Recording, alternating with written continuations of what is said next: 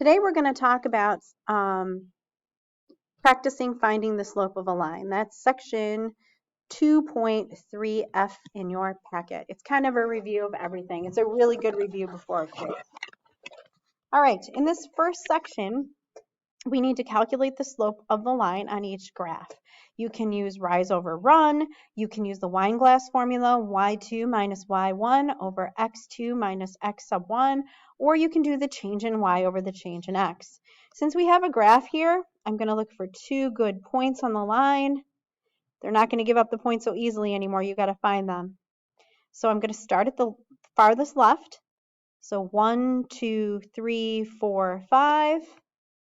That's my rise. I moved up. It's a positive move. And to the right, 1, 2, 3, 5/3. That's in simplified form, and it's okay to leave it improper. Look at number 2. Let's find two good points here. I think I'm going to go all the way down here. Let's see what we get. It doesn't matter which points you use because you're going to end up simplifying anyways. So I'm going down 1, 2, 3, 4, 5, 6, 7, 8, 9, 10. Let me just check that again. 1, 2, 3, 4, 5, 6, 7, 8, 9, 10. And then right 2 will give me -5 because -2 divided by, or I'm sorry, -10 divided by 2 is -5. Okay, the next section says graph the following pair of points. Use the graph to determine the slope. We're going to just use the Weinglass formula because we don't have the graphs. So we're going to use the Weinglass formula. We don't need to find a graph. So I'm going to take 4 minus -6 over -5 minus 10. That becomes plus, so we have 10 over -15, which will reduce to 2 over 3, and it's negative, so -2/3. Number 4, I'm going to use the Weinglass formula, so I have 0 minus 3 over -3 minus 7. So I have -3 over -10. Those two negatives cancel each other out, so I have 3/10. We're not going to worry about the additional points at this point. Number 5, lots of zeros in number 5. So I have 0 minus 4, be really careful with your signs, and 1 minus 0. 0 minus 4 is -4. 1 minus 0 is 1, so my slope is -4. Number 6, -2 minus 1, that's y2 minus y1, over -5 minus -5. And oh, look, we didn't quite catch that our x's are the same, but here's what happens. I have -3 over 0. When you have 0 underneath, it's undefined. All right. The next section, we worked a little bit with tables in yesterday's warm-up. Calculate the slope of a line that contains the points given in each table. Calculate the slope twice, one time by using the slope formula with 2 points, and the other time by finding the rate of change or unit rate on the table. So let's use the slope formula. Remember, these are all points. So there's the point 3, 4, 4, 5, 5, 6, and 6, 7. That looks like 5, 1, 6. Let me erase that. So you can use any of those points you want. And the reason you can use any point is we know this line has a constant rate of change.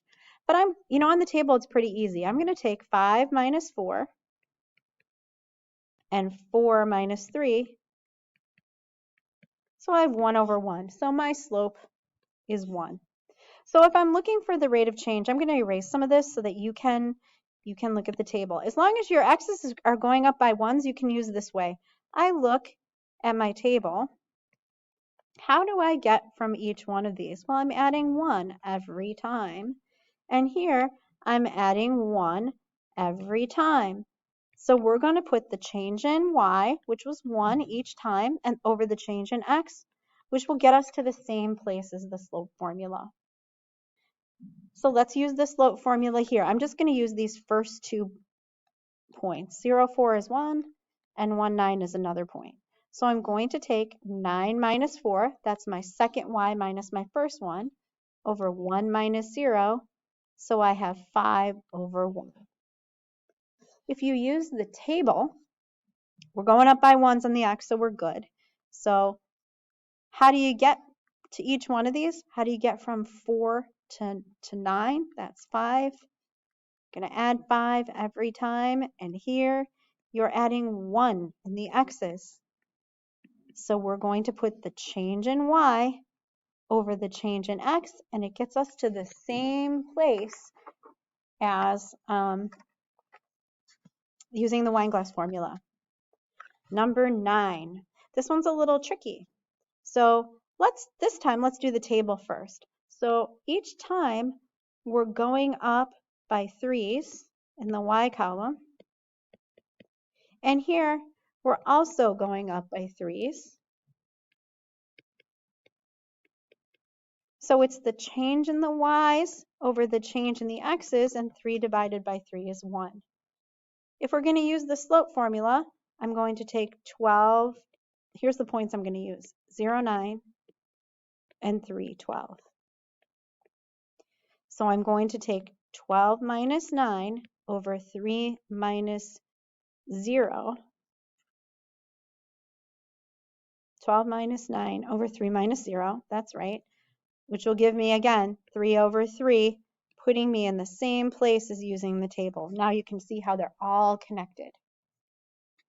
All right, let's use the slope formula first. Here I have this point, 2, 4, and then I have the point 4, 12. So I'm going to take my second y and subtract my first one over my second x and subtracting my first one, which will give me 8 halves. When you reduce that, that's 4. Oops, I put it in the wrong one. It doesn't matter because they should be the same anyways. So if we go back to the table, if you prefer to use that way, I'm going up by 8s here. Every time I'm increasing my y column by 8s. Here, I'm going up by 2s. So remember, you put the change in y, which is 8, over the change in x, which is 2. And if you simplify that, you end up in the same place. All right, 11, this is the final question. Why are the slopes the same no matter what 2 points you choose to use to find the slope?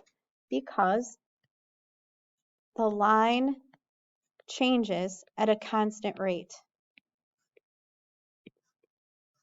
That's what makes it linear.